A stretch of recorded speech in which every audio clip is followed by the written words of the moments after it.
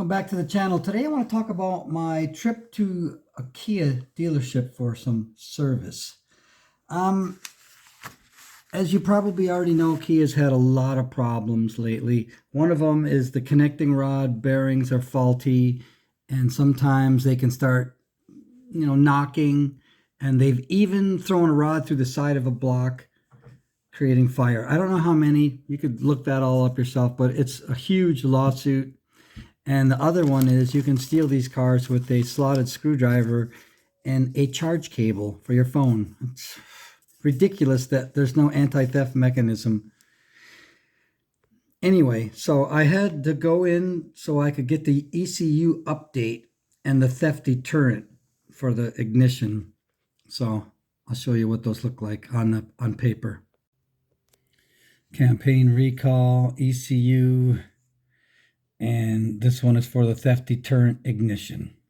I did tell them when I dropped the car off, you don't have to look the car over. There's nothing wrong with it. I don't want anything done to it. And so service manager says, we have to under law. I wonder, is that really a law that if the car comes in for a recall, they have to look over the entire car to find things that they can make money off of? Well, here's what they found. Adds up to $1,500. The first one is a trans service. They'll exchange the fluid for $274. That's you know what? If you don't know much about cars, but you are a little bit mechanical, take your oil pan off your transmission, clean it. If it has a filter you can get to, change the filter, put it back together, replace the fluid. That is a wonderful thing to do. This I'm going to do myself in maybe 20 more thousand miles. It'll probably cost me $74. Change my brake fluid? No. Coolant service, I'll do that myself. It certainly won't cost $224. I'll probably do that at 80,000 miles. I got 63. Fuel injector cleaner, throttle body service. That's almost $600 and the car runs perfectly. This is a lot of easy money for them right there. Brake pads are 4 millimeters, $304. 4 millimeters is a long way. That's a long time from now. I'm going to have to get brake pads for $40. I'll do it myself. So that's what they suggest. Here's where it gets really weird, okay? This is just odd. This is a couple of other things. I got a phone call and the service manager is telling me that I need to change the bushings in my lower control arms are all dried and shot, and my motor mounts. And I'm like, what? What?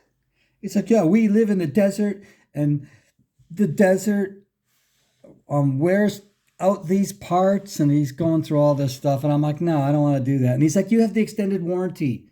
It won't cost you anything. I didn't know that. So my relative I purchased a car from did buy the extended warranty and kindly, instead of cashing in, left it on. So I say, okay, I figured 3 motor mounts. So I'm going to change all the motor mounts and the lower control arms. Cool.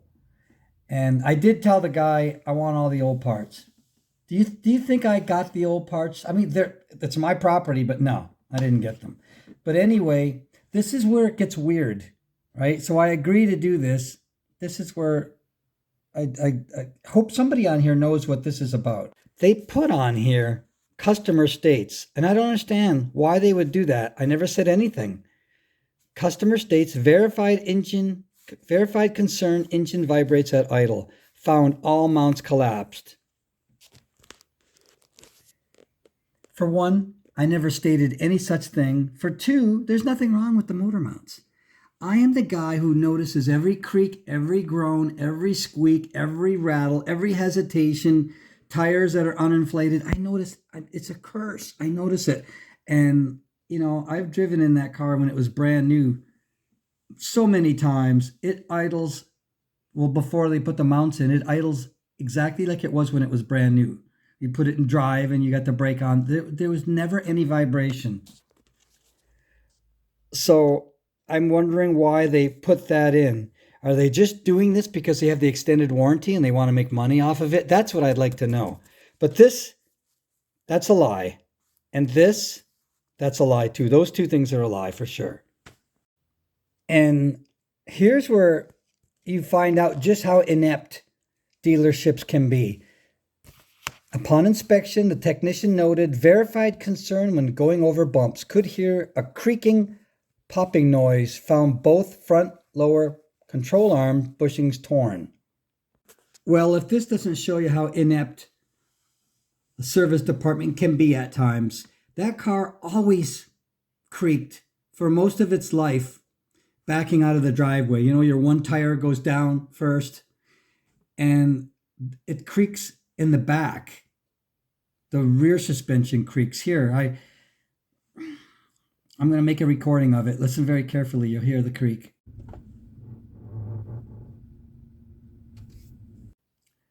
That's the creaking. It's in the back. It's not in the front. It still creaks. So they heard this creaking and they had to fix it. It still creaks because you didn't fix the right end of the car. It's like, I don't get it. I just don't get it. Well, my question is, if anybody knows the answer, my question is, can a car dealership get in any kind of hot water with the brand they're selling if they're claiming things are bad when they're not, just because somebody has an extended warranty? That kind of seems like fraud to me. I don't know. If you know the answer to that, put it down below. And anyway, thanks for checking out this video, and I appreciate it. A thumbs up would help, and a subscribe wouldn't hurt my feelings either. I would really appreciate that. Anyway, we will see you down the road. Take care. Bye.